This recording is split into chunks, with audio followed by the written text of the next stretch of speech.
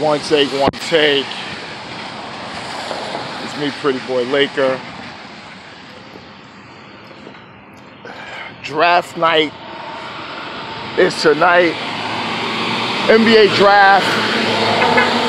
I did make a vid about my mock draft for the lottery.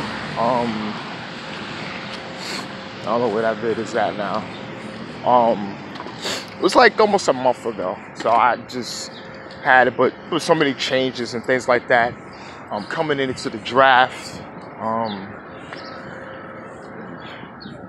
it's just, I don't know if everyone is throwing out a lot of smoke, or who they gonna select, or, cause you know, this is just a funny draft where you don't really know who's going to be definitive in what pick. But people were saying this draft is going to be the draft that may get GMs fired. Now, this is the last draft under the old drafted format, where if you take, most likely, you have a 25% chance of getting number one pick. But this is one of the most unpredictable drafts in a long time, where you got guys 1 through 7, you don't know where the hell they're gonna go. You got some guys that love DeAndre Ayton, Luka Doncic, Wendell Carter, Michael Porter Jr., Marvin Bagley, Jaren Jackson Jr., Trae Young,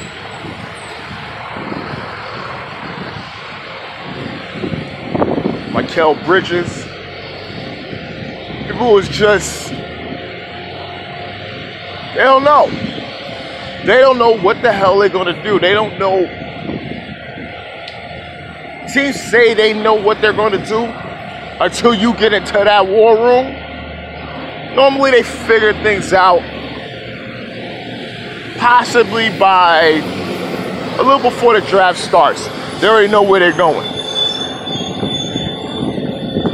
They send their people out. They try to hear some things, snoop, try to get info on what worked out, what players are doing. Because drafting is all about selecting what's the best for you, but when the best is not done for you, you have people on your board, but you gotta understand when contingency plans is in place, you gotta understand what your competitors are doing, what they may do or what they may not do. So, it's a little crazy. I'm not gonna give my analysis on who I think is going there, but I will be at the draft tonight. I'll be there tonight at the Barclays Center.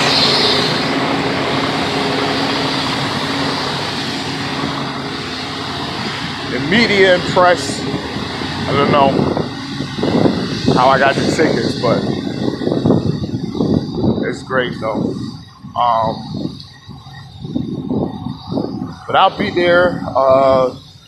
It's just, man, listen, draft tickets went, draft tickets went up. Well, just on the side note,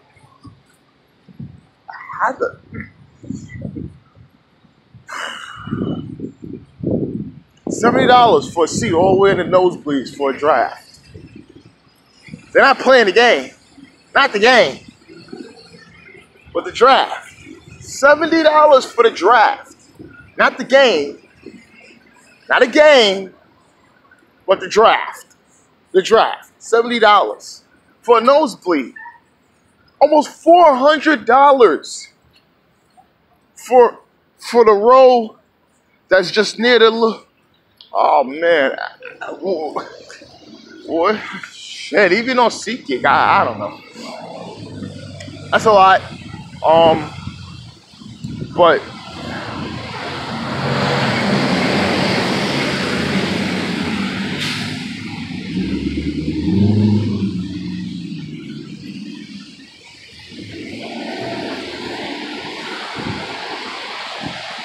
It's crazy. It's crazy. In other news, Lakers and Sixers did draft swaps today. Yesterday did some draft swaps. Lakers get the 39th pick and Sixers get a pick. See what the Lakers are doing. I think the Lakers are doing it more for cap relief. They need some cap relief. Try to get those 2 max deals out there. Try to go for LeBron and bring somebody along with him. Lakers don't want to trade for Kawhi. You know? No, they don't. Lakers don't want to trade for Kawhi. They won't. But they said, what if they fail out of free agency? Okay?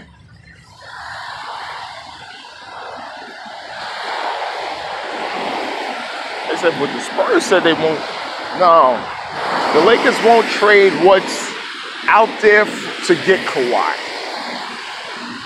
Because what's out there, even if you are talking with the Spurs, they're gonna ask for even more.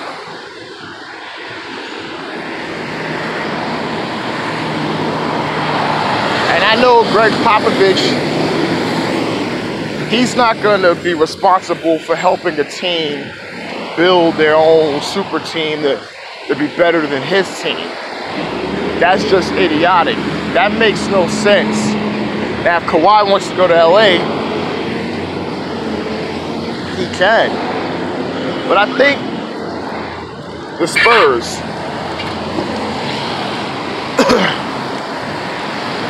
if it's pride on their sword,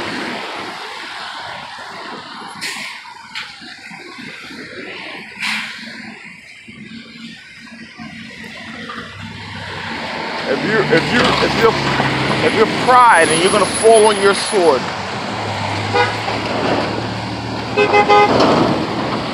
I'll let Kawhi play out the season.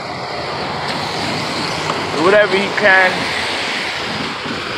You know, he'll dictate on where he want to go in the summertime. But other than that, if you're not winning games and you're the 3rd seed or the 2nd seed in the West next season, and you know Kawhi most likely going to leave because he's angry and everything like that. Y'all coaching, it's like a situation where he's not really talking too much with the teammates and everybody's just playing, not really communicating too much with him. And it's a season for hell and he's putting on an MVP type season. If he gets back to that type of player,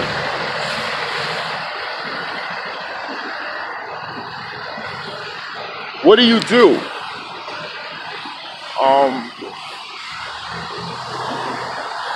What do you do if you're San Antonio?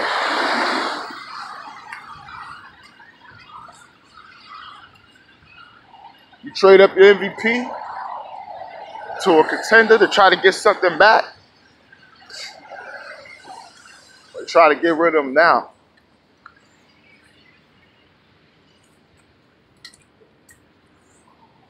I don't like to hear the reports, the heated discussions with the Heat and with the Chicago Bulls. So rumors, which could be true, could not be true. Marketing and some other guys packaged for Kawhi to Chicago. Interesting. But I doubted that the Bulls would be trading marketing as they tried to build something there.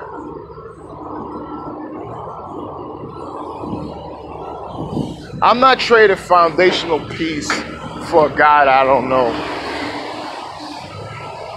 If I don't know him, period, If I don't have people that know him and know his people, I'm not bringing them in for a foundational piece.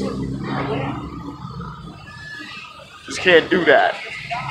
That's how you get fired. And God, people will love Gar Forman and John Paxson to make a mistake to get Kawhi.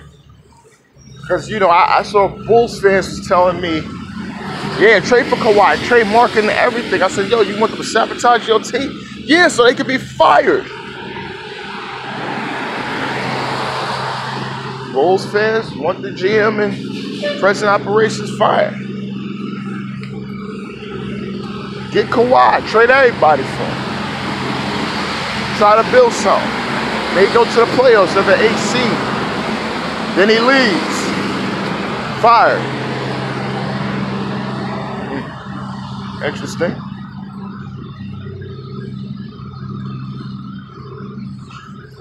Dwight Howard's on the Nets. Lamar's golfing. 2 picks. Smart move for both sides. Let me tell you why. No matter what you feel, or whatever disdain you have for Dwight Howard, the guy plays. You know, he plays, and you know, no matter what attitude he gives you, he's grumpy or just upset, and he rubs people the wrong way. You say he's fake. Guy goes out there.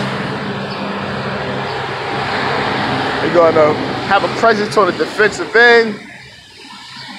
Get some rebounds, some blocks. You know, throw it up, lob to him a few times.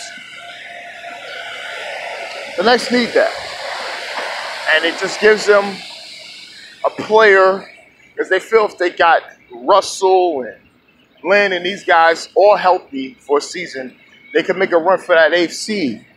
The thing with the Nets is they're waiting for after next year to have a run for certain players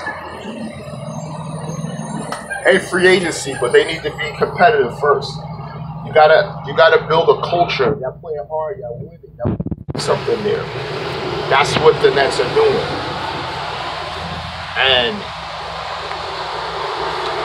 you gotta win. You can't just have a losing team and then expect the players to want to come to this situation. Now, if they're traded, that's one thing. But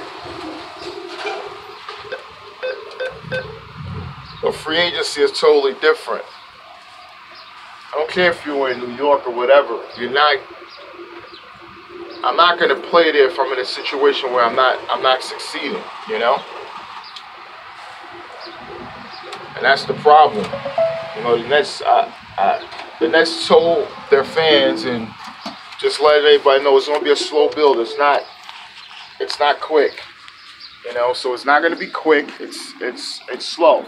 It's going to be slow, and you got to understand that. With free agents, they can flip whatever they can try to do.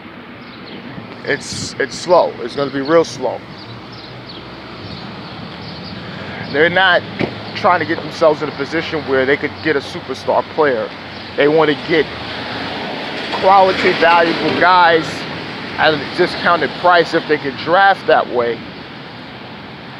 And then if they can get a star or so and have somebody develop into a star, then they could be comfortable, you know. So it's a process, but I think getting Dwight is good for them. They got the money, you know, and the Hornets had to do it because they needed the cap relief, and just getting Mozgov, they could do whatever they want. If you want to waive him, you know, you can waive him, you know, pay him out, buy him out, you can buy him out at the trade deadline, whatever, give yourself some more relief, pick somebody up. Because, you know, they got a lot of bigs. They got a lot of guys in there that can fill in for Dwight. And, you know, Charlotte, Mitch Kupchak is there. We'll see what he could do.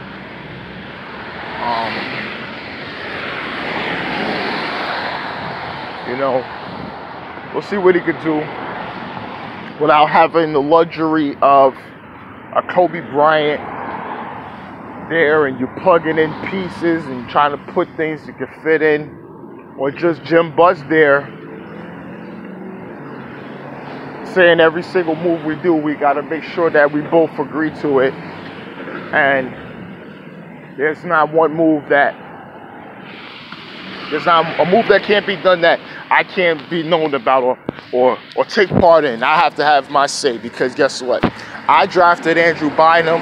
Look how good he was. We won 2 championships because of him put in a situation. So you guys didn't think Bynum was going to be good. I thought he was going to be good. And then look what happened. Andrew Bynum's stay in LA is the reason why the Lakers are in the situation they are in now, because if Jim Buss if Andrew Bynum would have turned into Eddie Curry and the Lakers would have been stuck, Jim Buss would have never ran basketball operations there. I think the father would have never allowed him to do that. But he was right. Bynum was good, even though, you know, whatever, Lakers got rid of him, but, you know, that was a Mitch Kupchak move for Dwight Howard. But that Bynum move, him develop into probably next young big and help him win those 2 championships, even though he wasn't in the,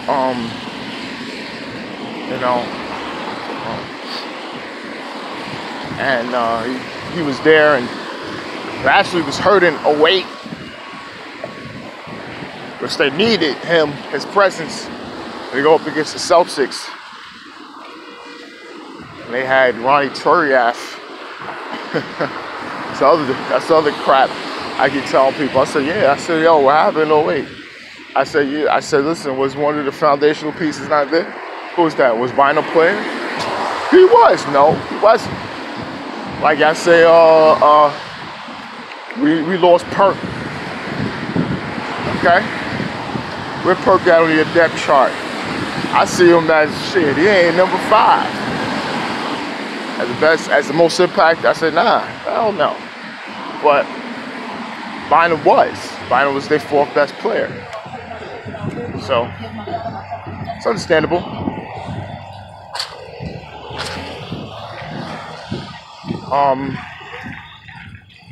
Yeah, it's crazy. The White, you know, they could make a run.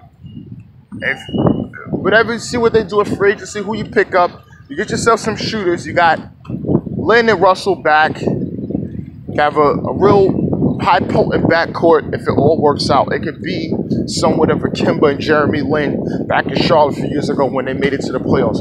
You can have that kind of speed up tempo with Dwight and the other guys there. You got a couple shooters. You just got to bring in some more. They could be in a good situation, you know, and they could also be fun, which players like.